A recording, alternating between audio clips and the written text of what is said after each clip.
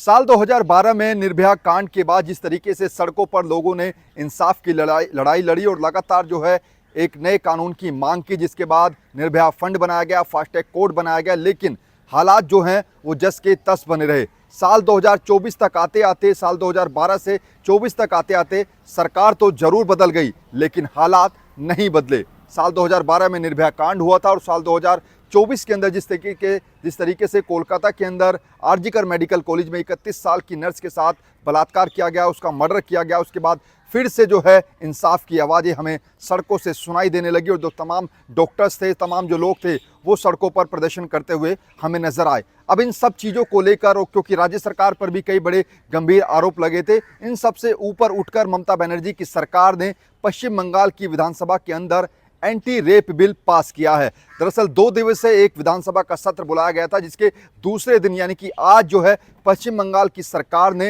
Anti rape bill सदन के अंदर रखा और सबकी सहमति से इस बिल को पास किया गया, जिस बिल का नाम रखा गया है अपराजिता महिला बाल विधेयक बिल, जिसको जो है वो जब सदन में रखा गया तो उसके दौरान बीजेपी के सभी विधायकों ने इस बिल का समर्थन किया। हालांकि जब ये बिल, क्योंकि आज ये बिल रखा गया था, लेकिन कल ही सभी विधायकों को अपराजिता महिला विधेयक बिल की तमाम जो मसौदा कॉपी थी वो सौंप दी थी। कुछ लोगों ने जो है संशोधन का प्रस्ताव भी इस बिल में रखा था, लेकिन तमाम चर्चाओं के बाद तकरीबन 3 से 4 घंटे तक इस पूरे एंटी रेप बिल पर चर्चा हुई और उसके बाद सबकी सर्वसम्मति से इस बिल को पास करा लिया गया। दरअसल आपको बताएं कि आखिर जब से आरजीकर मेडिकल कॉलेज कोलकाता के अंदर जो रेप कांड हुआ है, उसके बाद से लगातार ममता बनर्जी की सरकार पर और प्रशासन पर कई बड़े सवाल खड़े हो रहे थे। हालांकि फिलहाल इस पूरे मामले की जांच सीबीआई कर रही है, लेकिन ममता बनर्जी के इस्तीफे की मांग न केवल डॉक्टर्स कर रहे थे बल्कि बीजेपी के नेता भी कर रहे थे। लेकिन ममता बनर्जी ने कुछ ही दिन पहले कहा था कि हमारी सरकार जो है वो एक एंटी रेप बिल लेकर आएगी।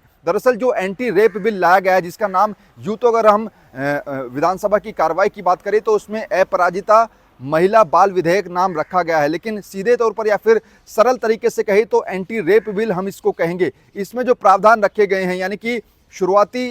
10 दिनों में ही रेप और गैंगरेप के जो आरोपी हैं उनको फांसी की सजा देने का ऐलान जो है वो इस एंटी रेप बिल के अंदर कही गई है बात। इसके अलावा जो एसिड अटैक के आरोपी होते हैं उनको उम्र कैद की सजा का प्रावधान इस बिल के अंदर रखा गया है। साथ ही साथ जो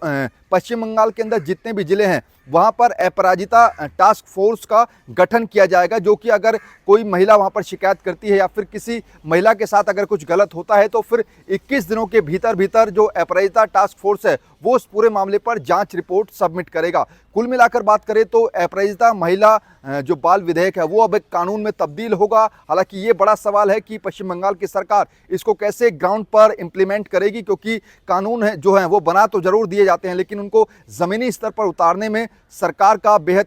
जो है योगदान रहता है, सरकार के सामने चुनौती भी रहती है। हालांकि ये शुरुआत पश्चिम बंगाल सरकार की तरफ से की गई है कि एंटी रेप बिल लाया गया है, जिसके बाद कई पॉलिटिकल रिएक्शन भी हमें देखने को मिल रहे हैं। कुछ लोगों का कहना है कि देर कर दी हुजूर आते आते, क्योंकि 8 से 9 अगस्त को ये पूरा कांड हुआ था, जो कोलकाता के अंदर एक जो ट्रेनी डॉक्टर हैं 31 साल की, उसके साथ बलात्कार किया गया, उसको फिर उसका मर्डर किया गया। हालांकि पूरे मामले में पहले जो राज्य सरकार की पुलिस थी उसके ऊपर भी कई आरोप लगे, लेकिन जब मामला सुप्रीम कोर्ट गया, सुप्रीम कोर्ट ने भी ममता बनर्जी की सरकार हो या फिर वहाँ की जो लोकल पुलिस है उसको खरी खोटी सुनाया था, कई बड़े सवाल भी खड़े किए थे। जिसके बाद कलकत्ता हाईकोर्ट में जब ये मामला गया तो वहाँ से इस मामले को सीबीआई को ट्रांसफर किया गया। फिलहाल सीबीआई इस पूरे केस की जाँच पड़ताल कर रही है। जो पूरे केस का मुख्य आरोपी है संजय रॉय, उसका पॉलीग्राफ टेस्ट भी हो चुका है। लेकिन आज जो ये बिल पास किया गया है एंटी रेप बिल, इसकी चर्चा पूरे देश में है, क्योंकि ममता बनर्जी की सरकार ने इनिशिएटिव लेते हुए पहले अपने यहाँ इसको लागू किया है। अब सवाल ये उठता है कि क्या केवल जो बलात्कार की घटनाएं हैं या फिर महिलाओं के ऊपर उत्पीड़न की घटनाएं हैं, क्या वो केवल पश्चिम बंगाल तक ही सीमित है या इसका दायरा जो है वो लगातार बढ़ता जा रहा है? केवल पश्चिम बंगाल का ही चर्चा हम इसलिए कर रहे हैं क्योंकि आरजीकर मेडिकल कॉलेज में जो हादसा हुआ उसके बाद अगर हम 8 से 9 तारीख को एक घटना हुई थी, उसके बाद हमने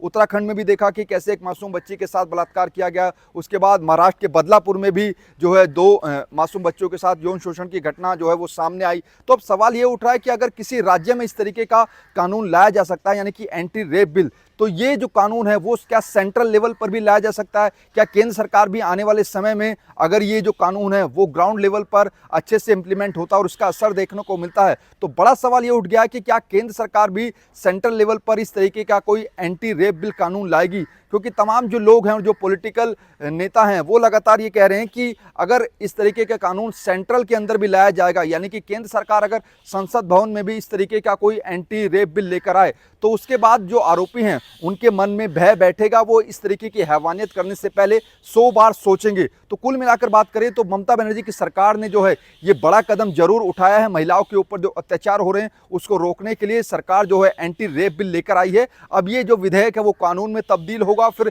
ग्राउंड पर उतरेगा, क्योंकि जिसमें जो बड़ी बात कही गई है, यानी कि शुरुआती 10 दिनों में रेप और गैंगरेप के आरोपी को फांसी तक सजा देने की बात जो है वो इस कानून में कही गई है। लेकिन अब बड़ा सवाल ये है, क्योंकि जब